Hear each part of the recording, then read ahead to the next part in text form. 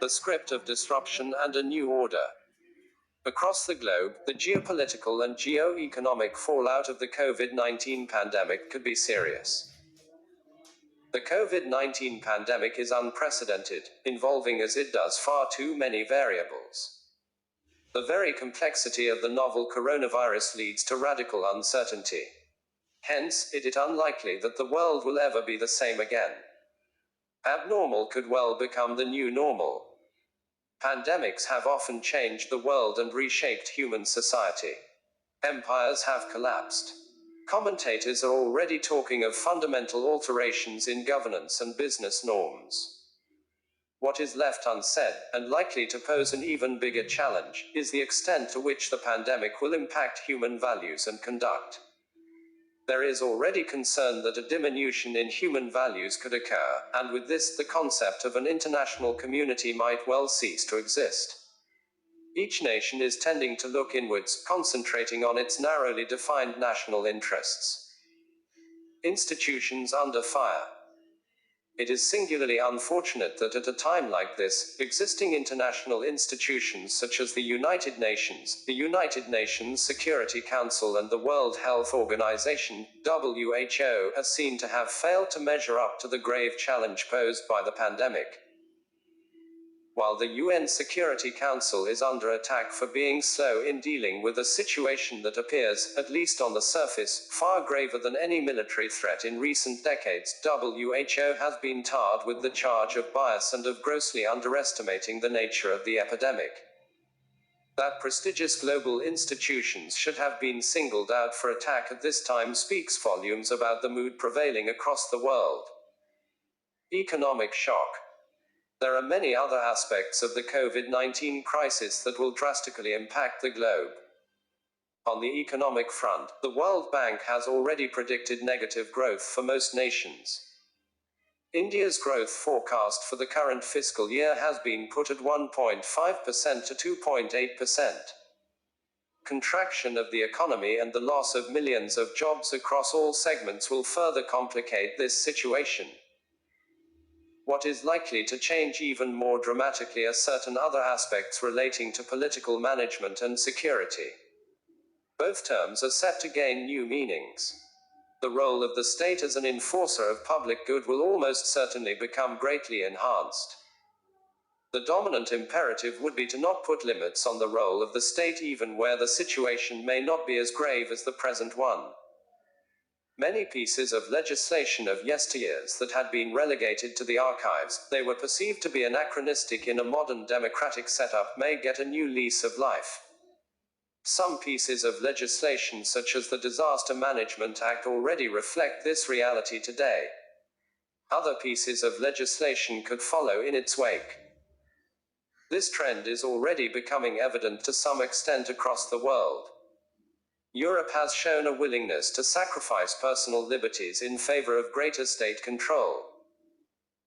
There are no serious protests over the fact that many of the powers being vested in the instruments of state in democracies today to meet the current challenge are eerily similar to those already practiced by authoritarian regimes such as China. Post-COVID-19, the world may have to pay a heavy price in terms of loss of liberty. An omnipotent state could well become a reality. China in the spotlight. Far-reaching changes can also be anticipated in the realm of geo-economics and geopolitics. The world needs to prepare for a sea change. One nation, viz. China, is presently seeking to take advantage of and benefit from the problems faced by the rest of the world in the wake of the epidemic. Already one of the most prominent nations of the world and an important player in international institutions, China remains totally unfazed by the stigma that the current world pandemic owes a great deal to its negligence. The first identified and detected COVID-19 victim in Wuhan was on December 1, 2019, but it was only in the second week of January 2020 that China sounded the alarm. More importantly, it is seeking to convert its failure into a significant opportunity. This is sinocentrism at its best, or possibly its worst.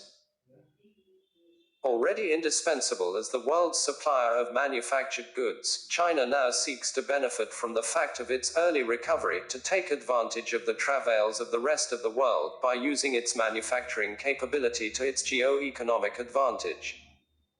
Simultaneously, it seeks to shift from being a black swan, responsible for the pandemic, to masquerade as a white one by offering medical aid and other palliatives to several Asian and African countries to meet the current pandemic threat. In turn, it seeks to gain a geopolitical advantage by this action. China also seems to be preparing for the eventuality that the current pandemic could hollow out the financial viability of many companies, institutions, and banks across the world. There are enough reports of China's intentions to acquire financial assets and stakes in banks and companies across the world, taking advantage of the scaled-down value of their assets to support this. India seems to have woken up only recently to this threat after the People's Bank of China acquired a 1% stake in India's HDFC, taking advantage of the sharp decline in the price of HDFC stocks. Across the world, meanwhile, the clamor against China's hostile takeover bids is becoming stronger. Several countries apart from India, such as Australia and Germany, have begun to restrict Chinese foreign direct investment in companies and financial institutions in the countries, recognizing the inherent danger of a possible Chinese hostile takeover of the critical assets. This may not, however, be adequate to checkmate China, which is poised to dominate the Regional Comprehensive Economic Partnership (RCEP), thus enabling it to exploit market access across the Association of Southeast Asian Nations, East Asian Nations, Australia and New Zealand. Together with its Belt and Road Initiative, which seeks to combine regional connectivity alongside gaining a virtual economic and substantial stranglehold across Asia, China is ostensibly preparing the way for a China-centric multilateral globalization framework. A faltering West. The geopolitical fallout of this pandemic could be still more serious. One distinct possibility is that COVID-19 would effectively put paid to the existing global order that has existed since the late 1940s. The United States, which is already being touted in some circles as a failing state, will be compelled to seek ground. Weakened economically and politically after COVID-19 has ravaged the nation, the US's capacity to play a critical role in world affairs is certain to diminish. The main beneficiary of this geopolitical turnaround is likely to be China, a country that does not quite believe in playing by the rules of international conduct. Europe, in the short and medium term, will prove incapable of defining and defending its common interests, let alone having any influence in world affairs. Germany, which may still retain some of its present strength, is already turning insular, while both France and a post-Brexit United Kingdom will be out of the reckoning as of now. West Asia and India. Coming to West Asia, both Saudi Arabia and Iran are set to face difficult times. The oil price meltdown will aggravate an already difficult situation across the region. There may be no victors, but Israel may be one country that is in a position to exploit this situation to its advantage. In the meantime, the economic downturn greatly reduces India's room for maneuver. In South Asia, it faces the prospect of being isolated, with the Chinese juggernaut winning Beijing new friends and contacts across a region deeply impacted by the economic consequences of the COVID-19 pandemic. Likewise, India's leverage in West Asia, already greatly diminished, will suffer further, with oil prices going down and the Indian expatriate community, who are among the hardest hit by this downturn, out on a limb. Many of the latter may seek repatriation back to the host country, substantially reducing the inflow of foreign funds to India from the region.